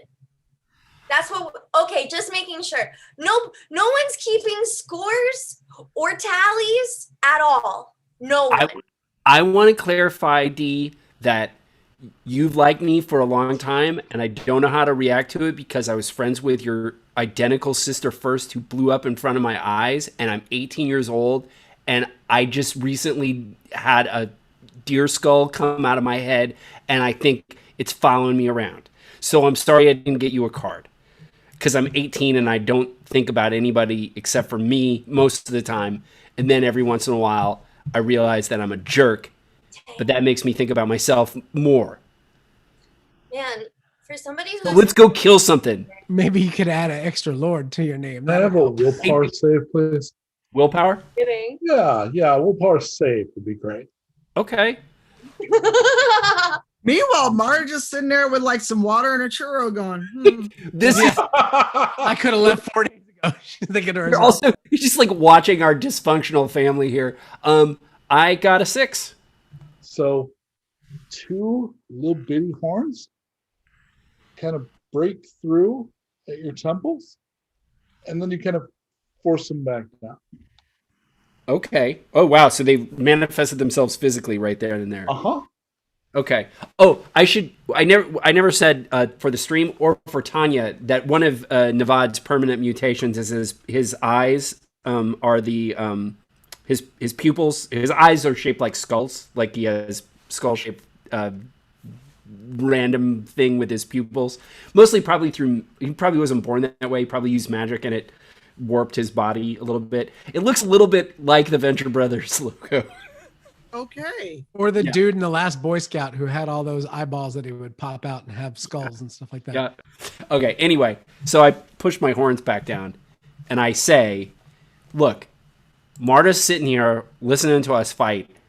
She could go back to her thing, her people, and we could like maybe get into some trouble on the way, D, and we can just like take out our frustrations that way." Well, let's super do it, but you just had little baby horns pop out of your face. I know. I pushed them back down. Don't talk about it. They were kind of super cute because they're only little, like, kind of cute little horns. No baby. Little Yeah. Bambi-ish momentarily. Hornlets. Hornlets. So we're going to cut to the 4 of you going cross country. You Okay. have apparently decided to turn the session into a hex crawl, and you are going north by northwest 1 hex to see what the heck is north by northwest of 1 hex. You're going roughly the direction of where the few are stationed. Marta, they're camping in Montego. You can tell them that's a great place to stay. She hasn't said what they are yet, Shannon. Montego actually brews beer. Getting real beer is rare. So the picture, I'm going to drop another movie reference that no one knows. No, From Dusk Till Dawn is more commonly seen, right? Than the usual stuff that I drop. Yes. So From Dusk Till Dawn, the bar in that, if you made an RV post-apocalyptic settlement, that bar, that's what Montego is like. So it's beer and drinking and partying and dancing. Okay. So your crew is very all about the idea of, well, if you got a thing to do, we'll just go hang out in Montego. I mean, if that's okay. So, all right. Off you go. Give me a D6 roll, Danielle. Just one. Yes, please. 5. Okay. So, here's the problem with wandering around. Speaking in the narrative voice. One thing that she's only barely aware of is one of the ways her power is manifesting is Mharta doesn't get into a lot of trouble because she's kind of manipulating her environment. So you start wandering around and like monsters are not popping out. There's no renegade bikers. You're like wandering around with the person who's the not have a random encounter person because her powers make it so she doesn't have them. Whoa. So you travel for 2 days. Erik, nothing. Like literally nothing. Man. You guys remember when we used to do stuff and things would happen? I mean, I don't know. I'm bored. I'm bored. Me too. This is ridiculous. I can't assassin if there's nothing to assass. I feel you. And Mharta really wants to like pull from that old knowledge of like that's not the right declination of assassinate, but she doesn't do it barely. But she has a feeling if she starts doing that, then Dee will feel really silly. But she wants to very badly because that's my own kind of. That's not the plural of assassin. Hey, Nails on a chalkboard. when we first met Dee, she's a little bit the Kimmy Schmidt of the Wasteland. Like she had lived in isolation. She didn't know Bit of the wasteland. That's She didn't know such a much of- good way to put it. she didn't know much of anything. No. But terminally upbeat. You camp for the night, and during the night, there are no encounters. You even don't put like you only have one person on guard, and you're kind of not really paying attention, and nothing bad happens. In fact, when you wake up, when you're starting to like gather firewood to make breakfast, you find some delicious berries that happen to be in the like Man. in the range of your campsite. I'm a little extra pissy because I got too much sleep for the first time in like years. Added extra sleep.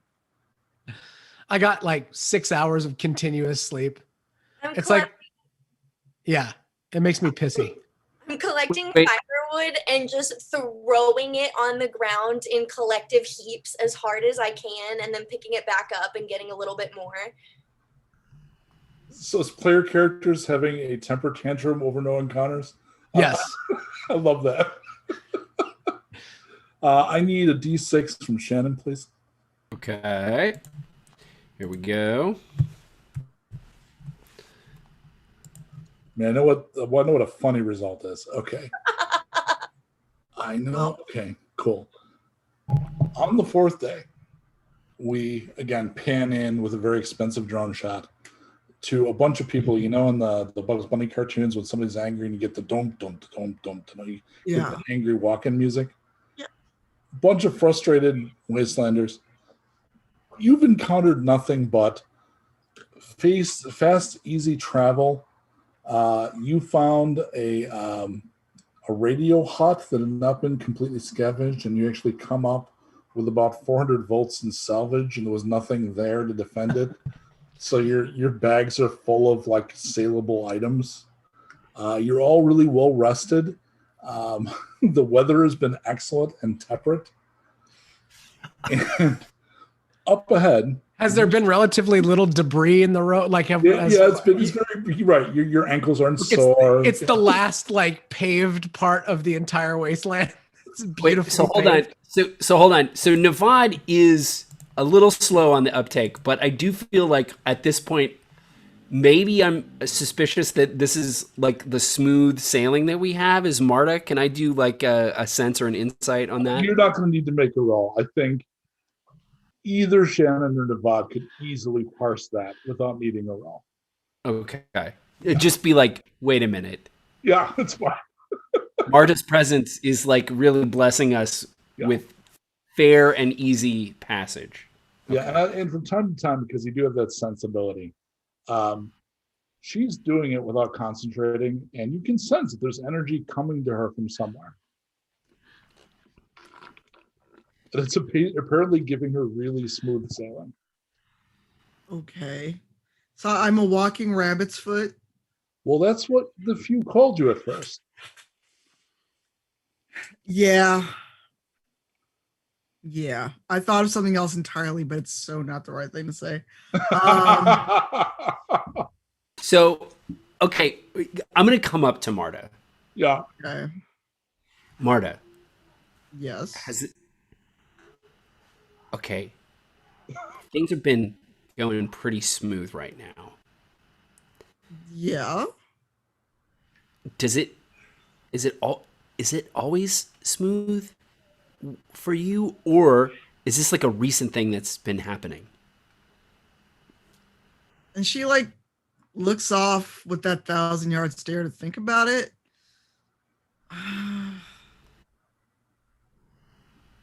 Probably recently. That's part of why I was going to see Grace. To see what was up? Yeah. Yeah. Did you... Up ahead, you see the settlement, guys. While you're talking. Oh, good. We made it. How awesome. Are you so enamored of strife that you are unhappy about a smooth day of travel? You know, have you ever heard of a cooler?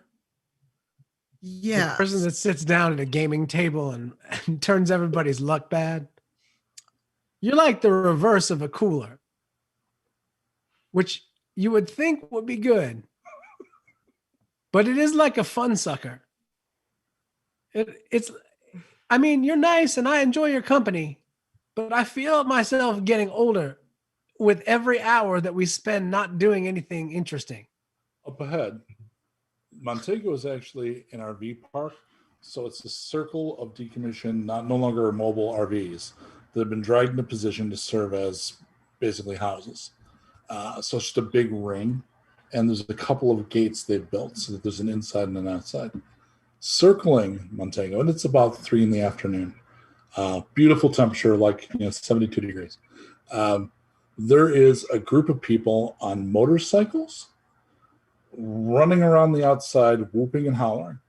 And some of them have crossbows, some of them have shotguns. And you see that a few have flags flying off the back that depict a fist wrapped in barbed wire, which is the symbol of curse. Oh boy. Oh, Mharta boy. stops in her tracks at that. Not supposed to be here. Guys, we can rumble. Mharta just looks around like, maybe I made a mistake. You say there's beer in there?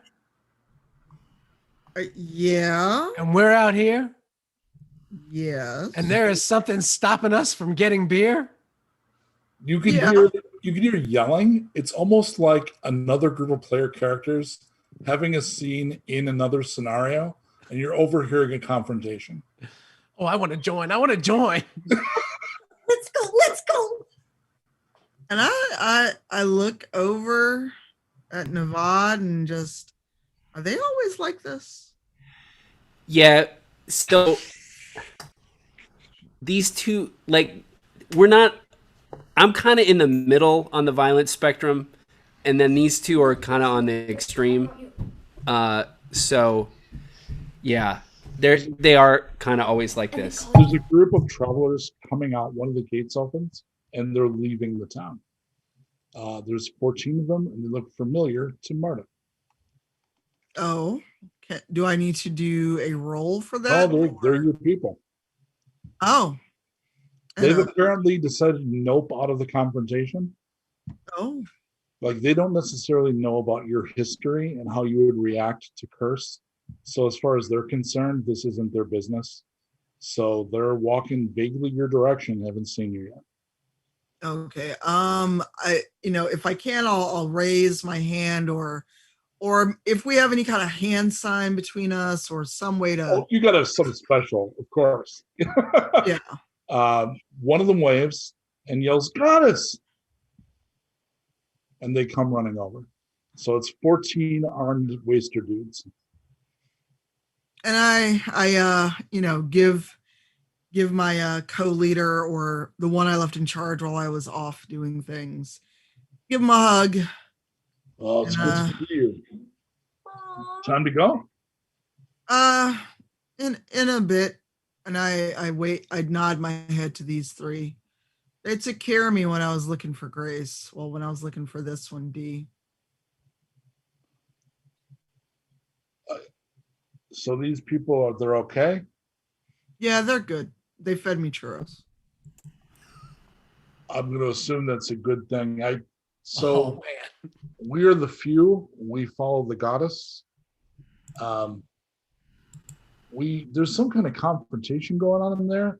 It's got nothing to do with nothing. So we just there's some big beefy dude yelling orders, and the guy who runs the place was yelling back, and you won't take us, and it's our beer, and go fuck yourself. And we decided you told us to wait, so we decided we could just wait out here. So the flag that's on their bikes. Yes, you should remember that flag, right? Well, maybe, but there's a lot of warlords out here. And I just lean in and just go, "It's curse." Oh. Yeah. Oh, that one? Yeah. Are these people here for this? No, they were just coming along with me, but I've got the devil's or an angel's luck, and they were bored because nothing attacked us. But I think we can fix that right now. There's only about a dozen of them. We outnumber them, and certainly with them. I mean, that little goblin monkey dude is a huge gun. Hold up. You could ask my name. I am so much more important than goblin or monkey. You could just ask my name. Oh, I'd accept grunt, thug, or henchman. So no offense, man. What's your name? Erik. I was projecting, Erik. It's all good. I don't have that kind of specificity. I just serve her. You know who she is, right? And and Marta's just like, "Not this again." She's God reborn. What now? She's the goddess. And you see Marta like frantically shaking her head. She eases our path.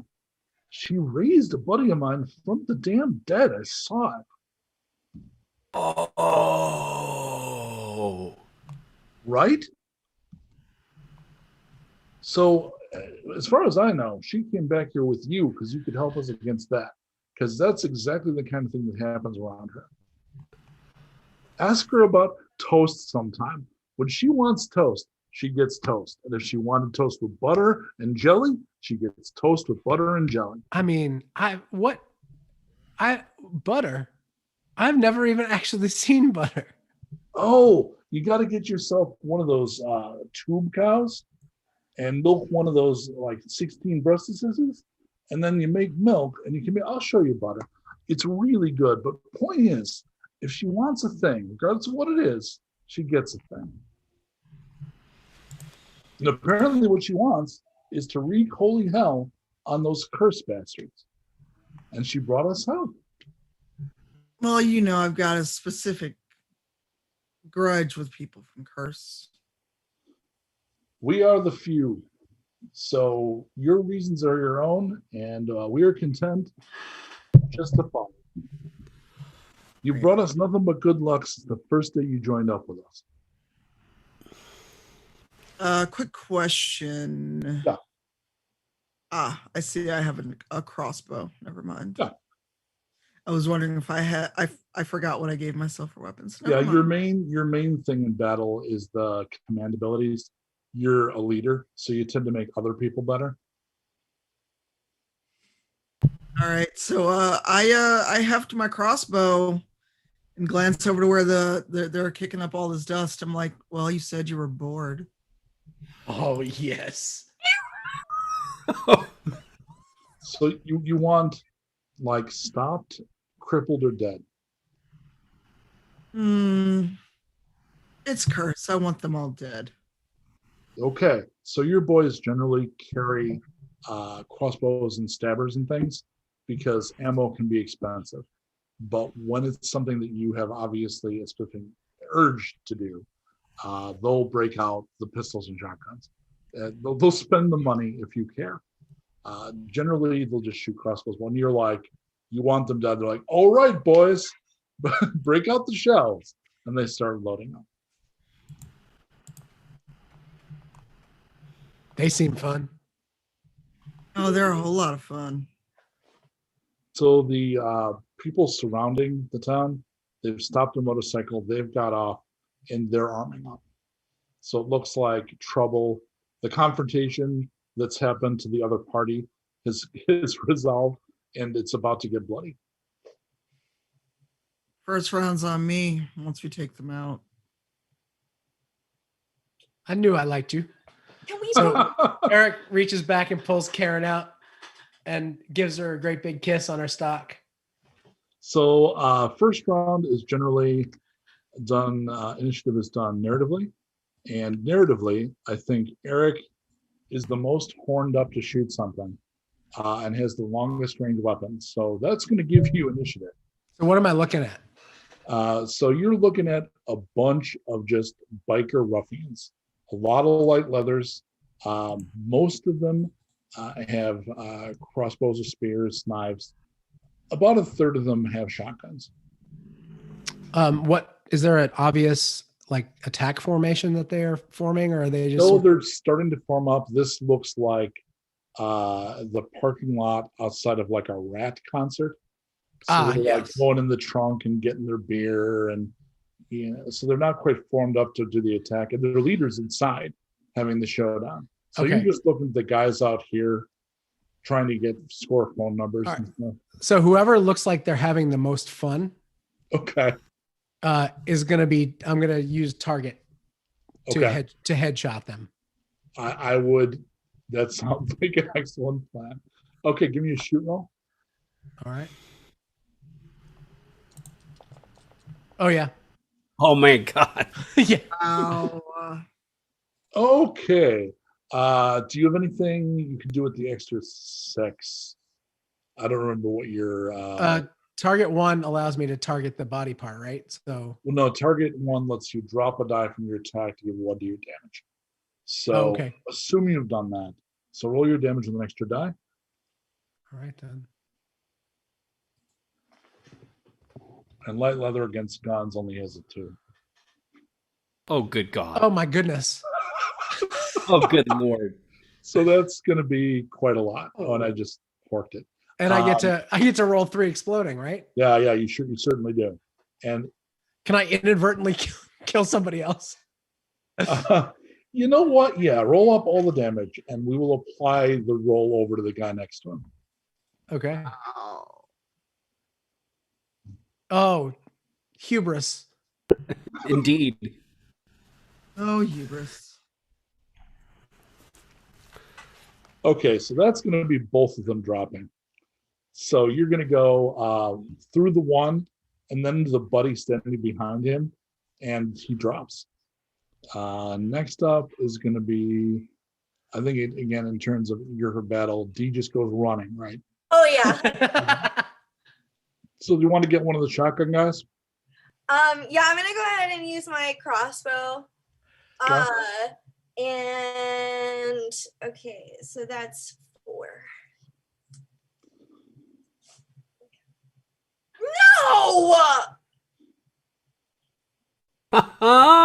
The bow just like falls off as because I'm doing it while I'm running. I haven't done this in a while, so I'm like, I'm sorry. So I think you then throw it down like the hell with this. So amped up. Yeah. Okay. Navad.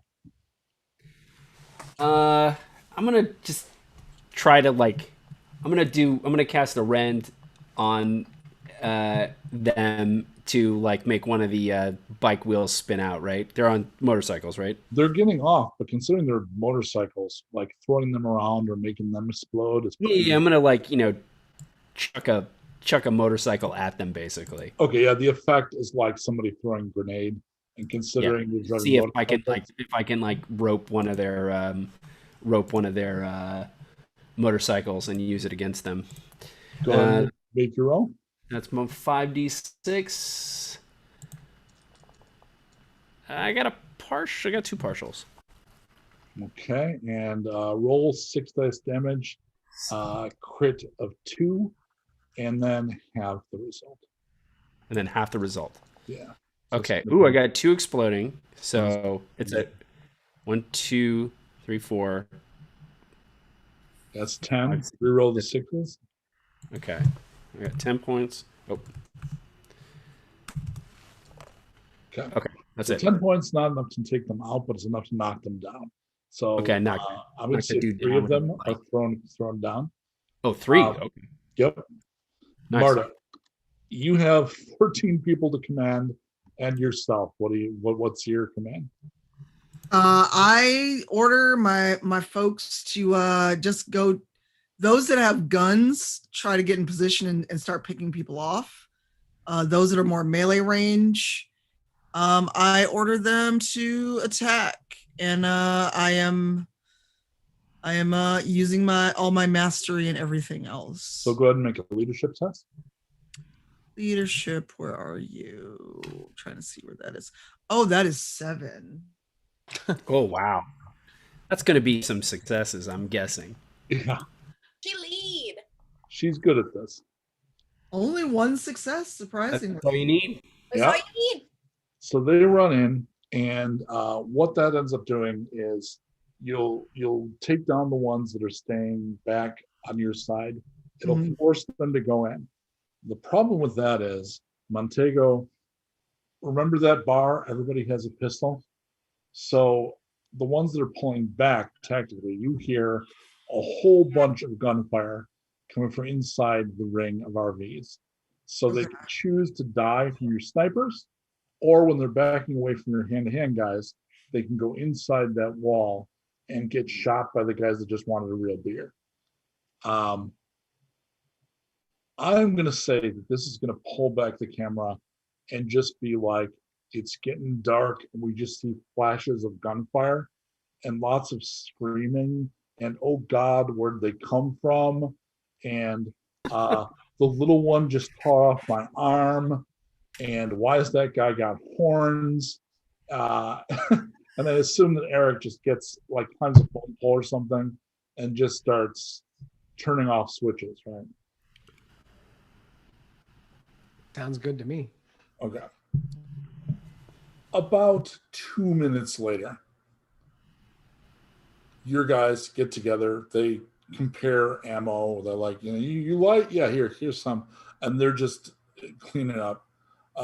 You gonna resolve in there? Or we can just stay here. I think it's over. Yeah, let's walk in. And to make a show of it, she has a crossbow on her shoulder. Okay. And she walks in, it's like, who's the leader of you cursed bastards? There is a guy, he's not on his knees because one of his knees was blown out by Erik because you were able to shoot into the ring by being up high. Muscular dude, whimpering, so he's kind of on one knee. I'm not a leader. It's him, says another one. It's him. And who do I see that he's pointing to? He's a big tattooed dude that has muscles that probably came from meds and not from actual exercise. He's got a lot of acne, which suggests use of other meds. And he is like somebody that's broadcasting so much unearned fake machismo that he reeks of it. And a couple of the dudes that are holding guns to him, one says, he said his name is Big Destroyer. Mharta looks entirely unimpressed. It's like taser face. Love it. And the couple of survivors from his crew that immediately ran him out look at you like, we know. So a woman comes over. She's got a fur coat. She's not wearing a lot else, and it's not a lack of. It's more because the fur coat is too warm than wanting to be scantily clad. It's like put on the coat, and if she was wearing full gear, she'd just pass out. Okay. I'm Honey Bear. I think I have you. You were given the orders, right? Yeah, to the ones not intent on taking over your bar. Well, I sure do appreciate that. I don't have actual physical cards for you, but I can definitely bestow lifetime membership in the Black Card Beer Drinkers Club of Montego. That sounds good. Do you want me to take out this trash? Oh, you mean Big Destroyer? I was thinking we blow out the other kneecap and put him to work as a bar back. But if he has to be a bar back, he kind of has to walk. Yeah, but then we get to make fun of him as he shuffles across the bar and we throw things at him. No, not my vibe. Not my vibe at all. Besides, flag is carrying. I owe them. All yours then. Sorry, Destroyer. I was going to give you a job. I nod to my folks and let's not dirty the floors any more than we have. They Take start them back. They start dragging, and there's about 6 of them that made it inside, and most of them are dead, and they drag all of them out. The 3 that are still alive obviously are screaming and begging for mercy, and one of them is just, you heard the goddess, her word goes. And they pull them all. So it's back, and within like 4 like dramatic narrative heartbeats, music starts immediately up, and people seem to come out of nowhere with trays of glasses of beer. And somebody literally yells, "Ha ha!" Okay. Welcome to Montego. What is your name, dear lady? Me, Mharta. To Mharta! Drinks on us! To Mharta! And everybody lifts their drink. I need Mharta to make an insight check, please. And To make a poison is- save roll Wow. for 26 people. I kind of love the fact that that's the world that Erik lives in, but it's actually not the world that Mharta lives in. My insight is I think poor Erik, it's like, I go to the restaurant. It's the restaurant of death, right? Yeah. Yes. I had 2 successes. I succeeded. You sometimes get feelings, like when you use your empathy with your crew. You get another reading, but from farther away. You think it may be because what you just did is bigger than what you normally do. And if the kid is right about you getting energy from someplace else, it's possible that the few are feeding you. With that spike of energy comes the insight that your father is still alive. Huh. She was kind of sitting back, tipped in her chair, feet up on a table, relaxing with her favorite beer. And at that moment when it hits her, she sits up and looks around like she's trying to find the source of this revelation. And she looks to the others. There's someone out there I'm related to. I mean, She's not sure. Like in the open bar, she doesn't want to say it's her father. one of your guys leans in. You mean in Winterborn? Yes. Wintergreen, sorry. Wintergreen? Yes. So do we go? In the morning. Running off right now won't do us any good. And So you mean next episode? sure. That's what it sounds like to me. I mean, I figured we would at least eat. I don't know. So we're going to cut there, despite the fact that poor Shannon has vanished. Next episode, we're going to pick up from some of this crew and the player characters, going with Mharta on what may well be a rescue mission, because she has just realized that her father is still in settlement that she managed to escape from many years ago. So unlike this episode, an immediate surge into near immediate combat will ensue. So thank you for joining us, Tanya. And we're going to go ahead and who's on credits today? It is D. Okay, so before I hand it over to D, So before I hand it over to D, Colt and I do a thing called Tales Told in the Dark on Wednesday night. So you can find the details on my Wandering Wizard page on Facebook. And we tell an anthology of horror live play stories like this, and we would love to see. Okay, back to Danielle. Sweet. Awesome. Well, we just want to say we would like to thank our moderator, Tiger Stripe Moon, Andres Fabus for opening audio, our chronicler, Brett Grimstan, my bad, and as always, our technical director, Colt Joyce. Big thanks to Tanya DePass for being our guest, and join us next week for part 2. And until next time, we'll see you in the wasteland.